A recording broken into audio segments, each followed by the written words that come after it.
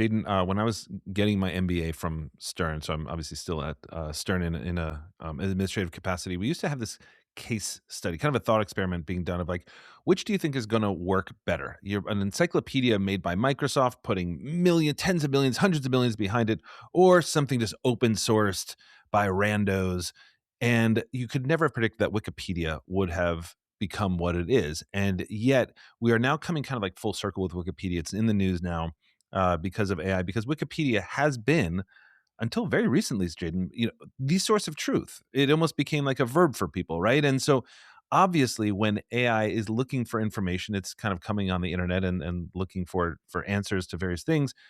Not literally in that way, but a lot of the training data done, it's been done on Wikipedia. So when we think like, well, this is right or this is wrong, a lot of this can be blamed on Wikipedia, Reddit, things like that. But now Wikipedia is doing something I think is absolutely fascinating, which is it's turning its AI relationships with Amazon, Meta, Microsoft, other companies into paid like enterprise partnerships. And this is what this is going to do. It's essentially sort of like taking big tech, like removing this possibility of like just like scraping this and all the legalities that go along with that into commercial APIs, right? That actually use Wikipedia and partner. And I think that this is the future of journalism. Information is now gold. But you've seen this. I know you've seen this as well. Like you saw this, and I think this like really is pretty recent news. I'm not sure how much traction it's getting. I just thought it'd be a super interesting topic. Yeah, no, I think this is really interesting. I think this is especially interesting in light of the fact that Wikipedia just in October had this huge thing where they were going out and basically saying they were seeing a big drop in human page views in the last few months compared to the past due to AI. And Sure. basically Google does these new AI summaries and the AI at the top. They said they had an 8% drop in human page views in the last few months, which like that's almost 10% in like let's say 3 months. Yeah. That's a quick chart to the bottom, and I think they could see kind of the direction of the industry. They had this whole thing where they're like, look, we're like one of the top 10 websites of all time visited all around the globe, and if that is seeing a 10% drop, you can imagine every website in the world is seeing it. So I think it's interesting across the whole industry. But just for Wikipedia's sake, like AI is definitely taking a big bite out of what they're doing. Now, what's interesting with them is obviously there's no ads, so it's not or ad monetized, but they have all those pop-ups that are like donate to us. And I don't know if Mhm. you've ever seen anything about Sure. Wikipedia, not to throw too much shade, but like apparently they need a fraction of what they raise in donations every year. And the CEO, even though their foundation still gets like $100 million or Of whatever course. of the donation. So don't shoot the messenger, but Wikipedia's donate to the donation buttons make a lot of money.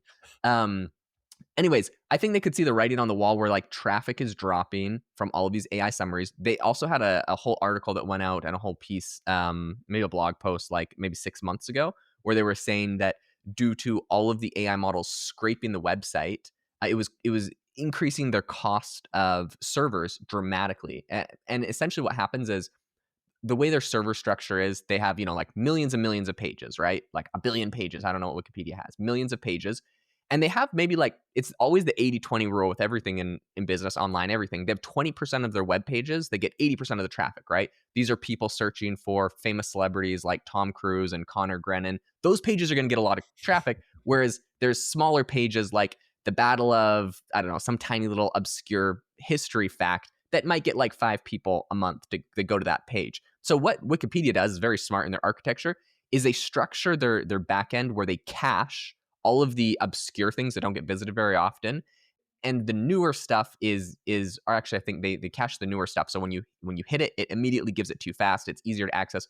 But when you hit the obscure stuff, it's like way far back in the server. It's got to get called up. It costs more money. Anyways, the AI model doesn't care about obscure. They scrape everything from the whole Right. site. And so because of that, they were saying they were seeing a 30% increase in cost because every obscure page was getting hit so frequently and it was just costing so much more. So all of that to say, Wikipedia's costs are up, their traffic is down, and I think now is the perfect time for them to make some of these, like, there's no way to get around it. These companies are going to use their data no matter what. So it's time for them to make partnerships, and I think they decided they're actually going to just monetize this.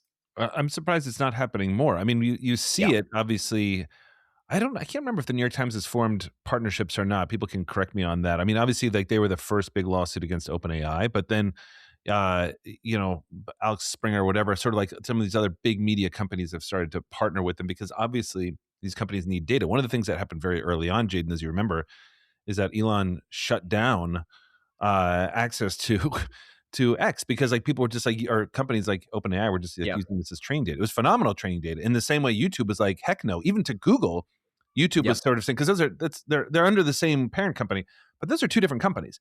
And YouTube was like, hey, you can't train your model. Certainly Sora couldn't train, but even Google's models weren't able to like legally train. And so one question is, has all the training kind of like been done, right? But now when we think about how people are actually getting impacted, this we start thinking about like AI mode in Google, right? And sort of like, well, how does this work? And where are people getting their answers? They used to click on a blue link and then they would go to the source. And then you either trust Wikipedia or you don't, or you either trust this website or you don't. But now there's an intermediary, right? There's ChatGPT, there's Google, who are sort of like reading these articles for you and then giving you the answer. And anytime you put that intermediary in there, that's a very dangerous proposition. So, Jane, not to get sort of like too deep in here, but and on the last podcast we had sort of like started this new thing called Conspiracy Corner, which I'm just dying to do now at every show because Jaden's so good at this stuff.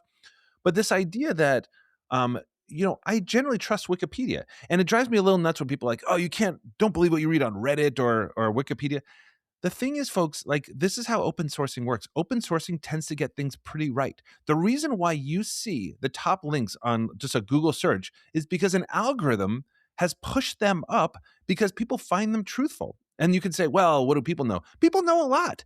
Like they've done tons of experiments on this and written entire books about like, if you have 100,000 people, I'll guess the number of jelly beans in a jar, they're going to come within like 5 jelly beans. That's because that's how kind of like the human brain works. Like when you get enough people working on something like Wikipedia, it can generally trustworthy. I know that's a hot take these days. Same thing on Reddit. Like if something outside of sort of like conspiracy theories that everybody wants to believe and hot things in the news and things like that, generally, if something's been upvoted a million times on Reddit, unless it's something that's just like, brutally mean to somebody or something like that, it's because it tends to be accurate. Not every time. Don't don't quote me on that because obviously conspiracy theories, that's how they're born.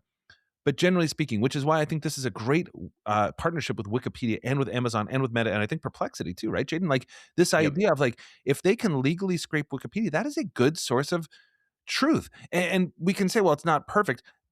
Show me what is. Show me what is perfect. So, Jane, to me, one of the interesting things about this is the source of truth coming into these AI modes, ChatGPT, everything else, because this is where people are going to start getting their information. Where are Google pulling it from? Where's ChatGPT? Where's everybody pulling it from? Places like this. So you have to trust the source. And I generally, call me Pollyannic or whatever, I generally trust the source. And that's why I'm psyched for this Wikipedia partnership. Yep, I think it's awesome. And I think it's also coming at an interesting time where there's attacks on all fronts at Wikipedia. We have traffic declining from AI overviews. We have costs increasing from AI scraping, and then we have Grokopedia, which was launched by Elon Musk, who called Wikipedia too woke. And I mean, if you look at the percentage of political donations from the people that work at Wikipedia and moderate it, No it goes one way question. versus the No other. So question. whatever. No question. There's all this stuff, and so he's launched this thing which is Grokopedia. I don't really care about Grokopedia. I don't know, whatever. From like the wokeness perspective on it, whatever. I don't really care about that. But I genuinely think this is a good question of, is this the right way to attack the problem? And I will make an argument that Grokopedia is doing it right. I'm not a fan of Grok, as I've said in the past. That's all their scandals and all their crap. It's super annoying. I wish they would just clean up their house, have good guardrails on all the not safe for work stuff, whatever. I wish they could get rid of that. But so like all of that aside, my personal branding issues with the company and whatever personal issues with the company, this approach to an encyclopedia, I think is smart. And I think Wikipedia could do a good job approaching this. I'll give you my examples and my arguments for it. But a bunch of this came from a recent post I saw on X. So Nusir Yassin, if you know him, he's a NAS Daily. He's like viral on YouTube and everything else. He said, I'm in complete shock by the design of Grokopedia. Grok wrote 10,000 word article about my career. It was 95% accurate, but it got one big thing wrong. It said I got divorced. Truth is, I was never married. Instead of begging an anonymous editor to correct this, I highlighted the text and said, Nasir was never married. This prompted Grok to do the most comprehensive online search I've ever seen. It watched hours of my content and transcribed it, then agreed with my suggestion and improved changes to my article instantly.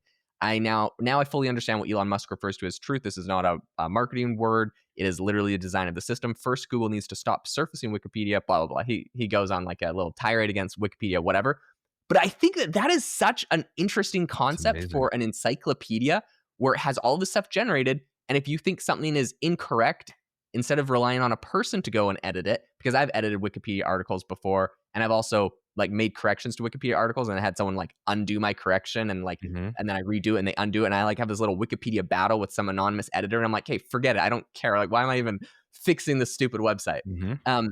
This is an interesting concept to me, and yeah, you highlight it, it does the research, and AI goes and corrects it. So, Thoughts? I mean, I gotta tell you, I'm kind of blown away. And, I'm all ready to sort of say, like, oh, Grok is. And look, the problem with Grok is not Grok. The problem with Grok is guardrails in a system prompt. I mean, it should Totally. just say, do not create images of minors, do not create images of fill in the blank. Everything else, I'm okay with Grok. Do you know what I mean? Like when it says, like, oh, I'm this or this, that's only hurting Grok. But again, it's not the AI. The AI is very powerful. Jaden, that tweet you just read, I just read along with you because we sort of like we do this on YouTube as well. So I was reading along with you. That's unbelievable to me because that is it sounds like it's near perfection. Now I haven't tested it. I'm going to go test it on myself. But I have this every once in a while come up where it says, like, if I have to sort of like look at a bio or something, I want to sort of like see what's on there. And Gemini or something will say, like, oh, Connor is this, but he's also a dean of students at NYU Stern School of Business, which I used to be. I used to be sort of a dean of students of the MBA program there. I'm not anymore. And so when it comes up, but that's because I had 10 years of me being in that role, or Hmm. whatever it is. And all of a sudden, what was always so frustrating to me is that you couldn't teach ChatGPT, hey, this is not who I am. You can't teach Hmm. Gemini, that's not who I am. Because then you're running into the Wikipedia problem. Because like all of a sudden I could go in there and be like, "Hey, Jaden Schaefer's a fascist." Do you know what I mean? Like, and you'd be Yep. like, What?" Right? Like, so the way that these systems work is just by volume and algorithms and things like that. The reason why, again, like Google gets things pushed up to the top is that enough people are pointing, or enough websites essentially are sort of pointing at the same accurate information. That's a very safe way to do things, conspiracy theories aside, because there's always going to be those, but you can't judge that result. You have to sort of like judge this based on 95%. Jaden, I don't know. I'm kind of obsessed with this. Are you going to try this out, or what are you going to do with Grokopedia? Okay, I'll tell you what I'm going to do with Grokopedia and what everyone listening should do with Grokopedia because I think this is hilarious. Maybe this is a good way to end the show. I saw one other tweet on this while I was scrolling through Grokopedia on X. This is from Ethan He, who actually works at XAI. So this is pretty great. In the past, Elon Musk has joked that he's going to take like all of Grokopedia's articles and put them on like a thumb drive and stick them in a rocket ship and shoot them into space. Like Love it. that's kind of like what he did with Tesla's Roadster, right? So he can get a marketing ploy, shoot anything into space. He's like the only person that can do that as his marketing ploy. Okay, so with considering that, check out this tweet from Ethan He. He said, steps to exist forever in the universe. Number one, suggest your biography to Grokopedia. So if you have a logged in account, you can suggest an article. Hmm. Step two, copies are sent to the moon, Mars, and beyond. Step three, Grokopedia becomes the Encyclopedia Galactica and won't be lost. Your story may be read by aliens in a galaxy far, far away one day. So my recommendation, regardless of how you show up on Wikipedia, you should suggest that Grokopedia write an article about you so that you can make it to Mars See, this is someday. what I love, guys. We pitch AI applied as like the practical. Here's how you use AI in your everyday life, and I love that Jaden's closing us out with, what you should do, everybody. Follow this example. Like, shoot your bio into space on Grokopedia. All right, Jaden, I love it. It always makes me happy to be talking to you. Close us out here. Yeah, thanks so much, everyone, for tuning into the podcast. In all seriousness, if you actually want some very practical business strategies with AI to help improve your mindset, I 100% recommend checking out Connor's AI mindset course. We'll leave a link to the description. Well, your bio will not be blasted into space if you take this course. It has a phenomenal reviews from companies. Some companies will actually buy this course and give it to over 10,000 employees in their organization because they just see how transformative it is. So go check out Connor's AI mindset course. This thing's amazing. Thanks so much for tuning in, everyone. Make sure to leave a rating and review wherever you get your podcasts, and we'll catch you in the next episode.